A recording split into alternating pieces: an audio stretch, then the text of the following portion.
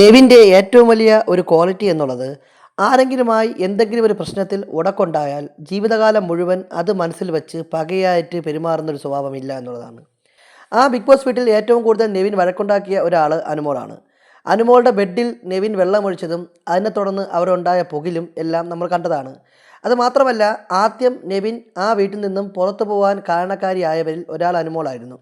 എന്നാൽ ആ വീട്ടിൽ അനുമോളും നെവിനും തമ്മിൽ ഭയങ്കരമായ ഉടക്കും വഴക്കും എല്ലാം ഉണ്ടെങ്കിൽ പോലും അവർക്കിടയിൽ ഒരു സ്നേഹബന്ധം ഉണ്ടായിരുന്നു എന്നതിന് തെളിവാണ് ബിഗ് ബോസ് വീട്ടിനുള്ളിലെ അടിപിടികൾ പേഴ്സണായി എടുക്കാതെ അനുമോളെ കാണാനെത്തി സ്നേഹത്തോടെ ചേർത്ത് പിടിച്ച നെവിൻ്റെ പ്രവൃത്തി സൂചിപ്പിക്കുന്നത്.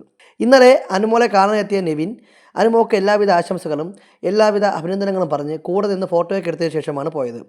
എന്തായാലും ബിഗ് ബോസ് വീട്ടിൽ വെച്ച് സംഭവിച്ച കാര്യങ്ങളെല്ലാം അവിടെ തന്നെ കളഞ്ഞിട്ട് പുറത്ത് ആ സൗഹൃദം നിലനിർത്താൻ വേണ്ടി നെവിൻ കാണിക്കുന്ന ആ ഒരു ഉത്സാഹം എല്ലാ മത്സരാർത്ഥികൾക്കും വലിയൊരു മാതൃകയാണ്.